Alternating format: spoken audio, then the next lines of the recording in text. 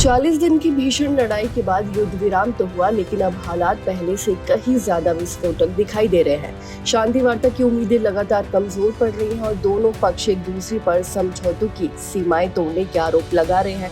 वही सवाल सिर्फ इतना नहीं है कि अगला हमला कौन करे, सवाल ये है कि क्या पूरी खाड़ी क्षेत्र अब एक लंबे और विनाशकारी संघर्ष की तरफ बढ़ रही है। आपको बता दें कि रिपोर्ट्स और दावों के मुताबिक अमेरिका ने ईरान के कई सैन्य ठिकानों, drone launch site, missile infrastructure और कम्युनिकेशन नेटवर्क को निशाना बनाते हुए बड़े पैमाने पर हवाई और मिसाइल हमले किए। दावा किया जा रहा है कि इन हमलों में कई शहर प्रभावित हुए और बंदरगाहों के आसपास भी कार्रवाई की गई, ताकि सैन्य और लॉजिस्टिक सप्लाई पर दबाव बनाया जा सके। वहीं दूसरी तरफ ईरान भी पीछे हटने के मूड में नहीं दिख रहा। ईरानी नेतृत्व की ओर से कड़ी प्रतिक्रिया के संकेत मिल रहे हैं। कुछ मीडिया रिपोर्ट्स में दावा किया गया है कि ईरान ने अपने जवाबी अभियान को कोड 009 नाम दिया है। हालांकि इस ऑपरेशन के आधिकारिक विवरण की स्वतंत्र पुष्टि नहीं हुई है, लेकिन माना जा रहा है कि इसका उद्देश्य पूरे खाड़ी क्षेत्र में मौजूद अमेरिकी सैन्य ठिकानों को निशाना बनाना हो सकता है।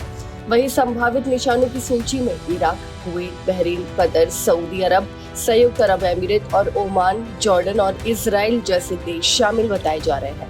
इन सभी देशों में किसी न किसी रूप में अमेरिकी सैन्य मौजूदगी है, जिससे पूरे क्षेत्र में सुरक्षा एजेंसियां हाई अलर्ट पर है। दावों के अनुसार कतर के अल उद्दे एयरबेस, यूएई के अल दफरा एयरबेस, बहरीन स्थित अमेरिकी 5th फ्लीट के मुख्यालय, जॉर्डन के मुवफ्फक साल्ती एयरबेस और कुवैत के अली अल सलेम एयरबेस पर भी हमलों या हमले की कोशिशों की खबर सामने आई है। हालांकि इन दावों की स्वतंत्र पुष्टि अभी तक नहीं हो सकी है। वहीं इसी बीच खाड़ी देशों में डर का माहौल गहराता जा रहा है। आपको बता दूं कि कई जगहों पर एयर रेड अलर्ट जारी की गई है, लोगों को सुरक्षित स्थानों पर जाने की सलाह दी गई है और सुरक्षा व्यवस्था को अभूतपूर्व स्तर तक बढ़ा दिया गया है। अगर ये टकराव और बढ़ता है तो इसका असर सिर्फ सैन्य मोर्चे तक सीमित नहीं रहेगा, बल्कि वैश्विक तेल आपूर्ति, समुद्री व्यापार और अंतर्राष्ट्रीय अर्थव्यवस्था भी इसकी चपेट में आ सकती है। वही सबसे बड़ा सवाल अब यही है कि क्या कूटनीति इस आग को बुझा पाएगी, या पश्चिम एशिया एक ऐसे युद्ध की ओर बढ़ रहा है जिसकी